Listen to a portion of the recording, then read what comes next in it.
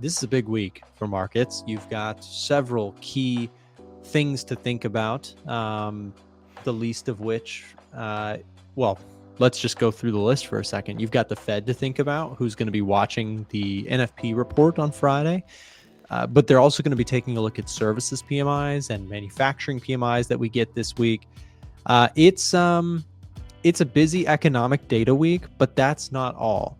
It's also a big week for the tariff stuff, and we know that's kept the market up at night here recently. We've had a lot of drama around, what tariffs are going into place, and clearly the market is still worried about it.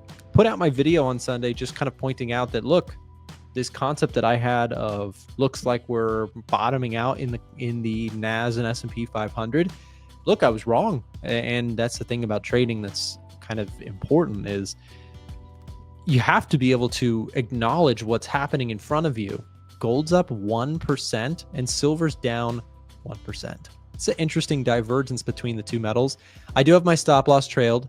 It's possible that if we do come down and scoop these lows, that's perfectly fine. But if we come down and fail at that level of structure, I'm going to take profits on the silver move and just move on from that idea. But yeah, metals look really good. And gold, man, gold, you guys see where gold's at? 3,100 plus. Yet again, a fresh all-time high. Congrats to the gold bulls. I am currently long silver. I wish I was long gold because silver's down 1%, gold's up 1%.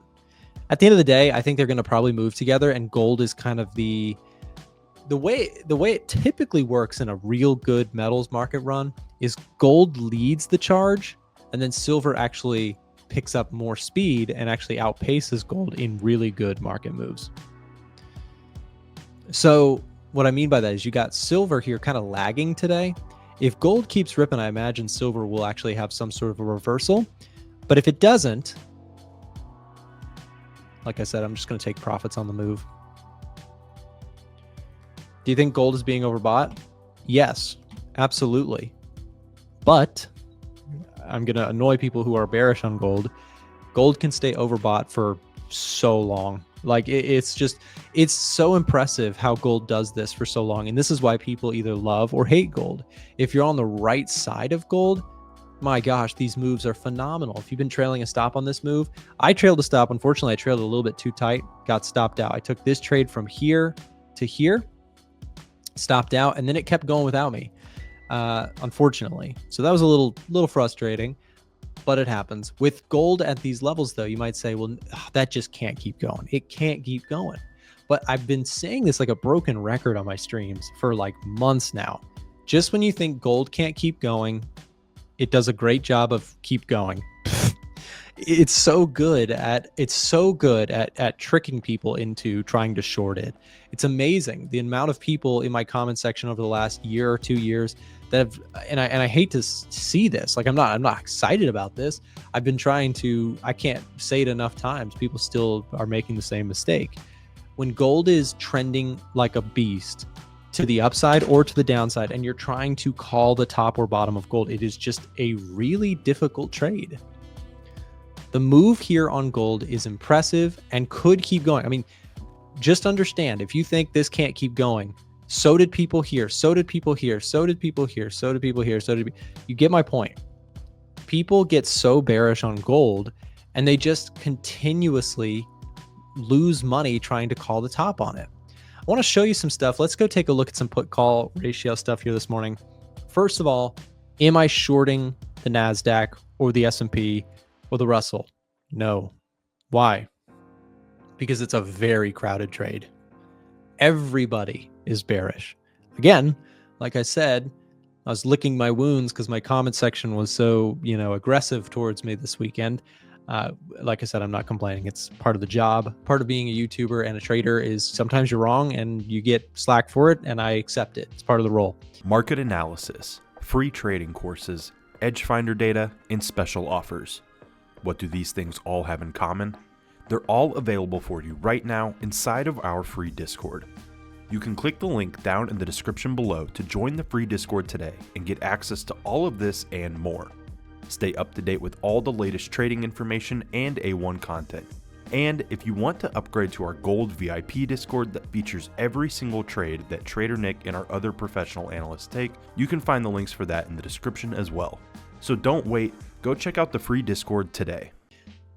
But it's very evident when you go into the comments section, not all of you guys, but many people are very, very bearish and scared of the market right now.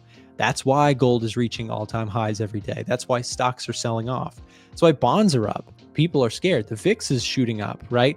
The put-call ratio is showing you that the volume of puts relative to the volume of calls is wild, right? There's massive speculation that the market's going to keep going lower. It's going to crash. It's the end of times. That's really the sentiment out there. It's a bearish sentiment out there. I've not seen it this bearish. This might actually be the most bearish sentiment I've ever seen in my, 8 or 9 years of trading. I've never seen the market more terrified. These put call ratio readings are so rare. And I know I've repeated myself 100 times if you watch my content, but I'm going through these sentiment indicators because they're so rare right now. They're so bearish. The AAII Investor Sentiment Survey shows 5 consecutive weeks in a row. That is over a month of insane bearishness. 50+% of survey respondents saying they are bearish on the market is rare.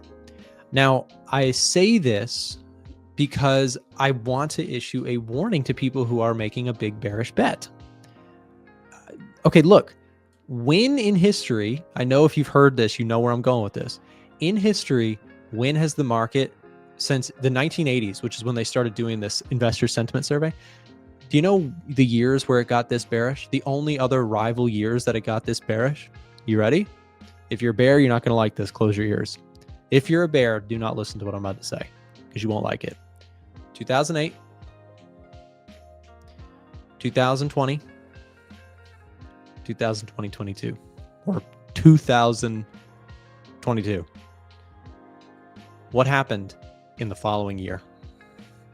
In the historical records of the AAII Investor Sentiment Survey, when it got to this point, the stock market ripped every time after. Could it be different this time? Maybe. Many traders are going to fall into the same trap. In my opinion, I could be wrong. It could get worse before it gets better. But I think many traders are going to fall into the same trap as these key years. Again, the surveys are telling you the whole crowd is on one side of the boat right now. Everybody's bearish. Okay? So when I show you that and you say, well, Nick, clearly you should have been bearish because you got stopped out last week a couple times, I'd say, yeah, you're right. You are definitely right. Timing the bottom is really hard. But with everybody so convinced that the market's going to crash, what happens? People who wanted to sell aggressively. And here's how it works, right? Here's how sell-offs in markets work. For the NASDAQ, for the S&P 500, for these things to keep going, it's kind of like, it's like a train. If you have, and okay, here's our phrase for this, okay? Here is our train, okay? It's on the tracks. This looks like a boot, looks like a hockey thing, okay? It's a train, and here it is going down the track, okay? Coal is FUD, okay? In this analogy, FUD is fear, uncertainty, and doubt, okay? FUD, aka coal, for this analogy, you have to have more and more of it to keep the train, the bear train, going, okay? So the bear train's flying down the tracks right now. But for you to keep going down, you can't just trend down. You can for a little while, like once the coal, let's say the coal or the FUD has kind of run its course. You're running out of FUD or coal. The train can keep going with some momentum, with some inertia for some time. But eventually, you need more FUD to keep the bear train going. Okay? to keep this market going lower and lower and lower and lower, what's the next piece of FUD? What I would argue, and the reason I don't think we're going to have some massive 50% correction, or in that case, crash, is because everyone who's bearish, or everyone's already bearish. People are already selling massively. People are you've got funds selling. Look at this, guys. You ready? COT data. Look at this. The selling is real. Institutional money selling. So again, here's my point on this. Am I buying right now with a tight stop loss? No. Do I have some long-term stocks that I bought? Yes. If it keeps going, will I buy more stocks at better prices? Absolutely. Absolutely, yes. But trying to call a bottom in terms of like a trade, in terms of a short-term trade, I can't do that right now. I can't justify that just yet. Now, give me something like this. Let me show you what I will look for in terms of the sign that the bear train is truly coming to a stop. Okay? If you get some good tariff news and price action does one of these guys, okay? If you start to see, again, what we saw over here, if that happens again, I will take that trade again. So I'm telling you that now. Again, do I regret? Do I feel like a moron for doing the trades that I took? No, I would take them again because I know my system well. I know what I'm looking for. As long as I have technicals, fundamentals, and sentiment analysis mostly agreeing, I will look for buys. Right now, fundamentally, I'm mixed to bullish. Okay? I know that sounds crazy because people are focused on the news headlines, but I'm not talking about the news. I'm talking about the economic data. Sentiment, I'm absolutely bullish because everybody's bearish, right? Contrarian perception would be, okay, now, actually, maybe I'll rephrase this. Sentiment, I'm kind of neutral to slightly bullish, okay? I have to be slightly bullish because the crowd sentiment is so scared and the risk to reward on that gets so attractive. I'm mixed because COT data, big money, is also selling. So there's a lot of selling that can take place over the next week, 2 weeks, 3 weeks, 1 month. So I'm cautious on this. Technicals, bearish. There's no getting around this, right? How can we, I can't look at this and say, oh yeah, no, that's the low, right? Could it be? I mean, maybe, but trying to call that is going to be really tricky. Ivan, where's the low? When do we bounce? About now. What if, as you said that, we just saw this green Hulk candle come out of nowhere, ripping to the upside? I would thank you. I think what happened over the weekend was a bit concerning.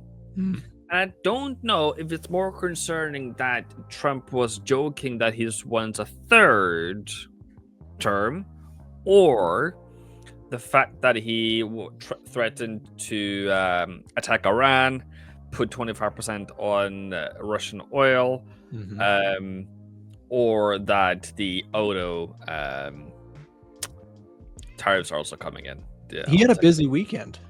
That man he never leaves the office. He's got a lot to say. Yeah. So I'm not confused, but I found this Reuters thing that apparently gives updates. But I'm confused because where is his bottom gonna be? I thought that it was. Oh, okay. Hear me out. I didn't think this was the bottom. I hoped it was the bottom. I thought it was, and I hoped, and I was wrong. I saw that.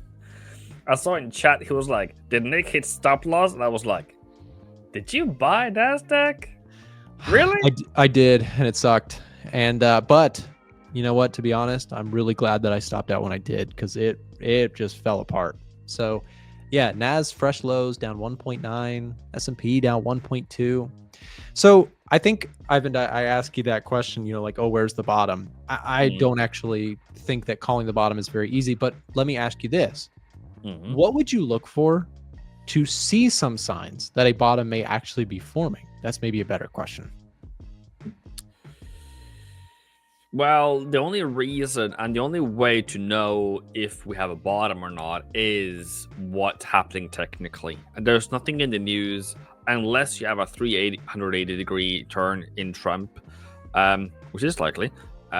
Or, yeah, so there's nothing in the fundamentals, there's nothing economical, there is nothing sentimental about it. It's just purely technical. So, yeah, what happened? What was it? In March? I think that was a good bottom. I think that could happen. I think that should happen again.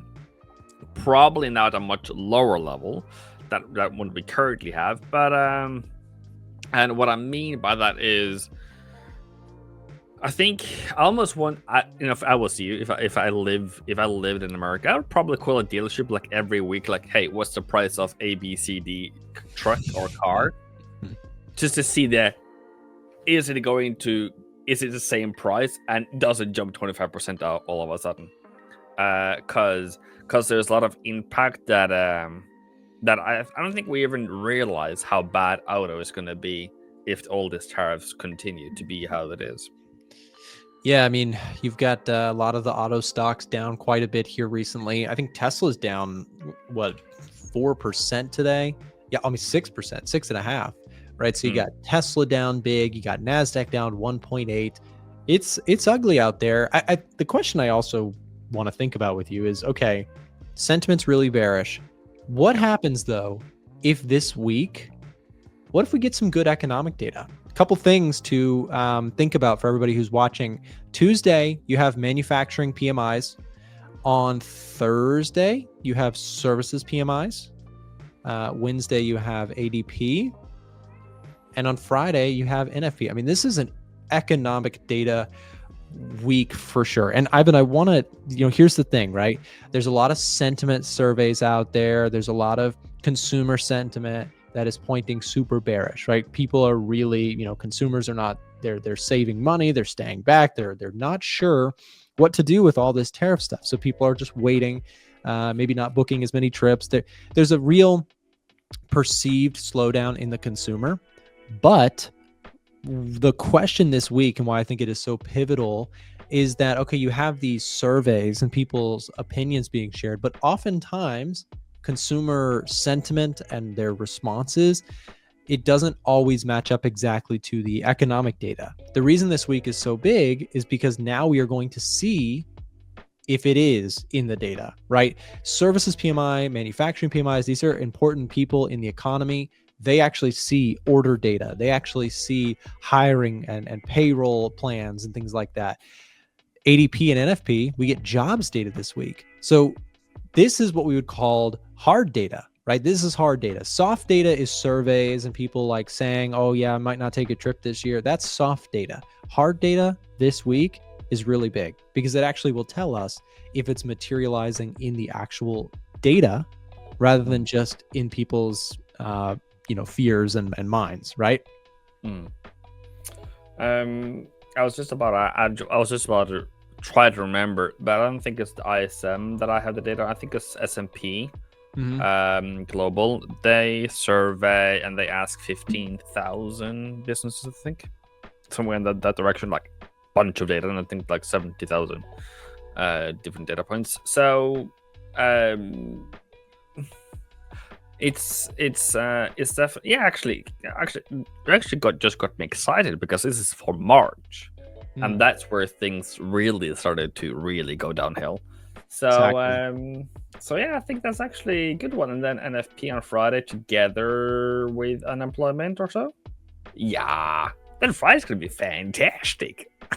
Red. Yeah.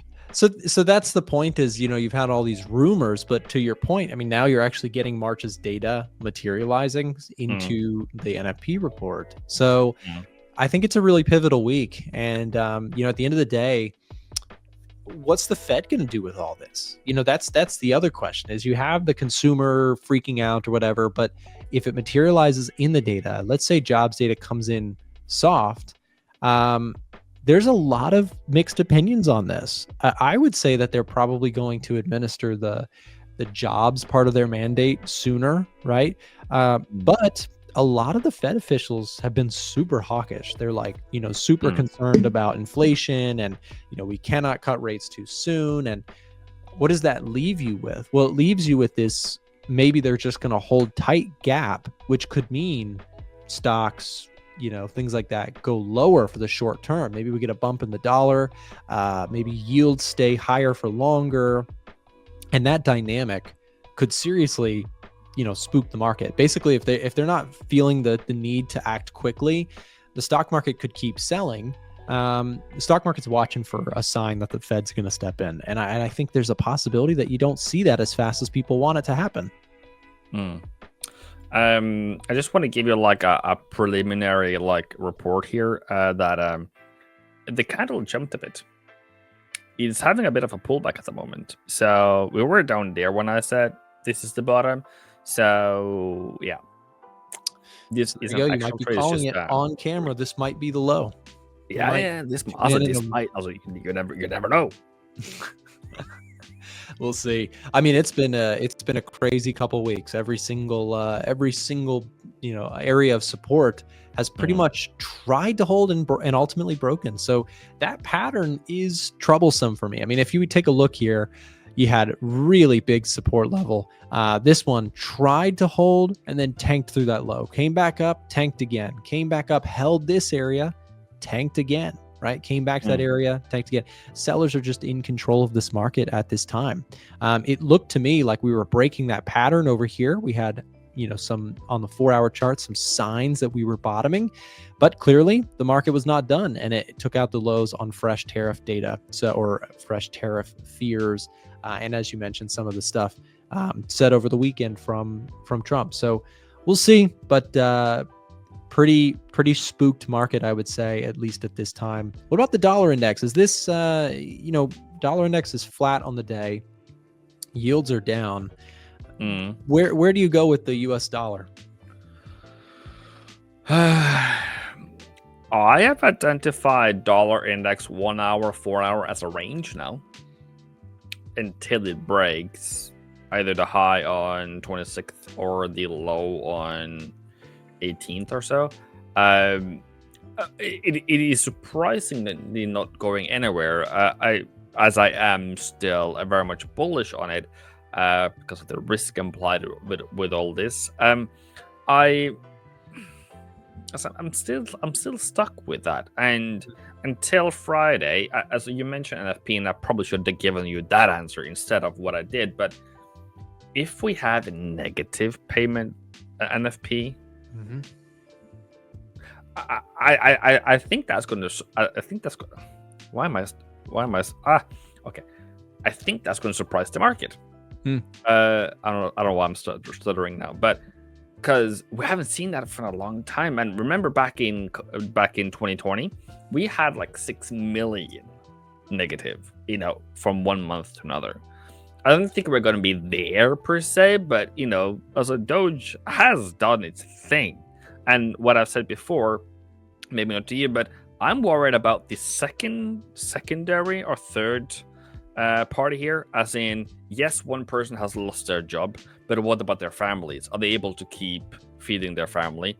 Number two, those who has lost their jobs because of the contracts with USAID, and not directly the USAID, but those that USAID was funding, like those companies, like those suppliers of the USAID, did they lose their job? So it's not just directly who has been fired from whatever Minister of Education or whatever.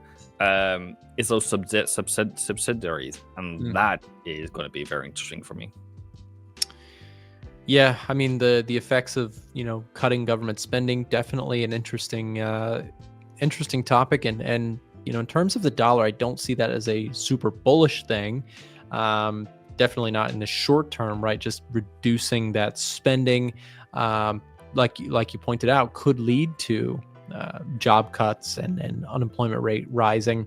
Again, I think the reason the market is so freaked out is because they just don't know what the effects of all of these things happening at once will lead to. You have tariffs, so the Trump administration is trying to rewrite trade negotiations. At the same time, they're trying to move the government from kind of like heavily large government spending economy to pushing it all into the private sector, trying to make more companies do the brunt of the work, which, I don't necessarily disagree with, but I think the challenge for the Trump administration is that the way they're approaching certain things is what, like, most people agree, like, okay, government spending has to come down. It's not sustainable. Powell himself has pointed out, like, it's not a sustainable path.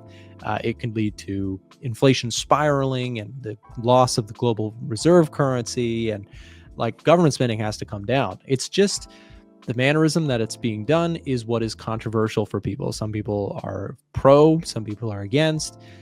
And where that leaves the market is just all unsure, right? It's just very unsure of how this is all going to go. Another fun day in the markets, yeah? Well, funny how this little de-risking that we talked about is, what's funny is we had about maybe a week to 2 weeks. As far as the actual push itself, it was a 1-day correction. All the market did was stop bleeding, and then we had one push from this little chop zone all the way up to that big gap on Monday, and the market turned over Wednesday, Thursday, Friday. Nasty day, nasty 3-day combo. Enough for the volatility indexes right back up to the 30s. Not 30s. It's like in the mid 20s right now. But we came back to retest the lows. One thing I want to look at, I'll show you some clean technicals here. Big gaps to the downside. SPX, gapping from 55.85 all the way down towards 5,500. That's pretty big. You go to NDX, that was even worse. Qs, gapping from 469 down to 460. You go to NDX from 19, almost 300, all the way down to 18.9. That's a monster gap to the downside. Let me just talk technicals for a moment. Try to keep it pretty clean. There should be a macro workspace that I have here. So let's go SPX. Okay. One thing that's going to be interesting on the technical side is we are making some equal lows in price, relative strength showing some divergence. Okay. Now I want to take a look at one other workspace here that I typically show, harmonics and pivots. Just some tried and true levels that I play around with all these indicators. This is relative strength at 21, momentum at 20. Gold making all-time highs. Somebody asked me today, like, Chris, should I buy gold? No, I'm not buying gold. I'm still up a bunch of money on my GLD positions. I took profits on gold futures, but this is one of the second or third largest stretches that we've had in gold ever, as far as time away from the 200 moving average and distance away from the 200 moving average. I don't know what the catalyst is going to be to drive gold lower. It could be a heavy pivot on the dollar. It could be some certainty in the stock market. It could be, I don't know. Honestly, it doesn't matter what it is, because at some point I'll be able to explain it. The why will be in the news. Some outlet will have it. Some media narrative will follow along and say why gold is correcting. But technically speaking, it's due. Now, gold, real quick, is either on its way for some type of ridiculous capitulation move that I would be surprised to see, but also embrace if it gets to, I have no idea, but I'll just throw a number out there like 3,500. If we see another just exponential move, where we saw this happen in cocoa futures, we saw this happen in lumber, we've seen this happen in copper, these big ridiculous moves. If I start to see something like that behavior, I will be moving stop losses aggressively. And once this thing pivots, it's either going to go into a longer consolidation period, or this thing is going to go exponential and then it's going to crash. So I don't want to be, of course, left holding the bag after this thing rolls over and thinking, well, gold still looks good. Gold still looks good. Well, I should be taking profit on the way up, right? So I'm giving gold a little bit of leniency right now to say, okay, well, a little consolidation is fine, right? Consolidation is fine. We'll play catch up. But if all of a sudden gold pivots hard and pulls back, this 200 moving average is my target. So if I see something that looks more bearish, I probably will take some stabs at some gold shorts, but not right now. And so again, the amount of uncertainty that we're seeing in the markets is pretty high.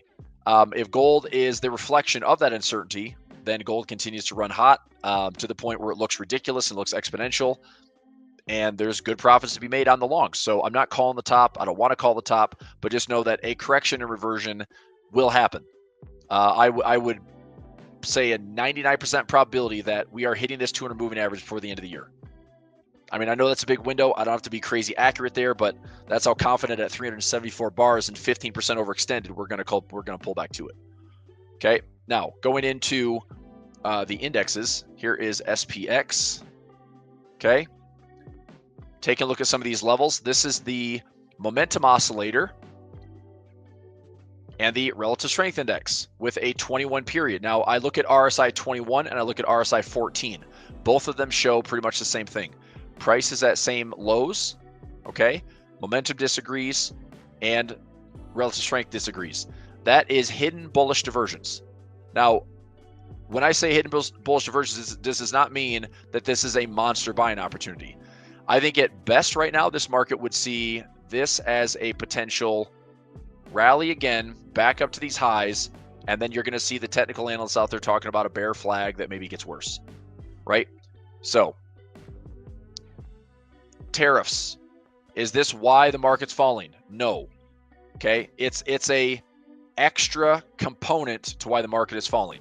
But to me, MAGS is why the market is falling hard. Everything in MAG 7 is down hard. We're at fresh lows on MAG 7. It's still the largest chunk of stocks with market cap that's going to influence the entire market. So MAGS dropping in this rotation is the key why this was falling.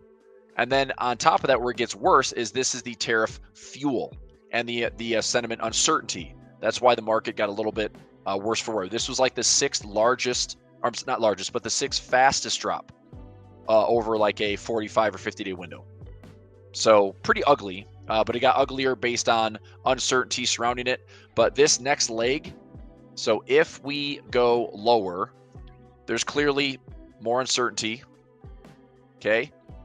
So I'll put this. If we go lower, would be more uncertainty, more kind of pain,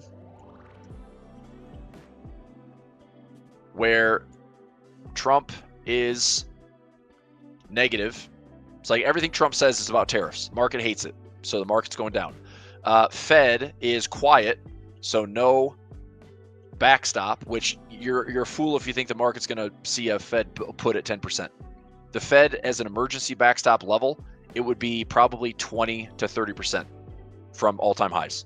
So, I mean, honestly, I'll put a price here. I think between 5,100 and 4,800, that to me would be a backstop area.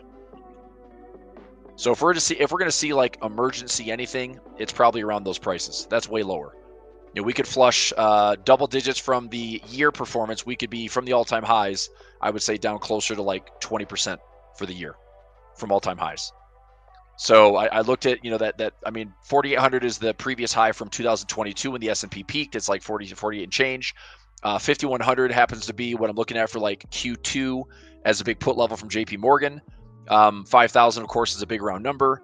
So if you're not prepared for the markets to go down that low, this is why I said de-risking. You're going to have opportunities to do it. And we might see something like this. We might see this market from this fall. We went up for that 1 or 2 week period where the market just stopped going down. And then in 3 days, Wednesday, Thursday, Friday, and then today's open, we're right back where we started. So we're no better off. We're back down to the lows. But like I said, hidden bullish divergence on momentum and relative strength. If there's another short-term opportunity to buy as we kick off Q2, maybe there is. Why? Because April 2nd, that's Wednesday. Is there more clarity here? Right? Wednesday. Does Trump say something across the board that makes the market think like, okay, maybe it's not that bad? And this could be the example. Okay. This 20% global tariff in push for a big and simple trade policy. Well, he could have led with this in January instead of nobody knows what the hell is going on, right? Is it 25%? Is it, only for certain countries? Is it 100%? It's just been like threat, and the market hates it. But on top of that, what makes this worse is if the market has this, if the market has some certainty, it's like, okay, global tariffs at 20% across the board. Now we can start to see how these companies are affected with earnings. Does that make sense? With earnings. So if earnings is going to be affected negatively and it's not priced in already, then the market's going to continue to go lower. And so that's where this gets worse. And I think that right now, this is a sell the rally environment until price can prove otherwise. If the the bulls cannot close above this key level here, which is around 5,800 on the SPX, if the bears keep this defended and the bulls cannot close above this, this is a sell the rally environment, and we possibly have more to go. If all this market did was high, low, lower high, lower low, well, there's my 5,100, there's my 5,000, there's my 4,800 level. You can see all this demand down here, and all it is a symmetry move. There's previous lows from August of last year. Perhaps that's enough. Maybe it's enough to poke those lows from August before we start to see the market bottom. Did you know we do a live trading show Monday through Friday with guests from all over the world? To get notified when we go live, click the bell button next to the subscribe button or check in at 9:30 a.m. Eastern Time. We have helpful, free content in the description below and on our website, a1trading.com. Thanks for watching today's video, and we'll see you tomorrow.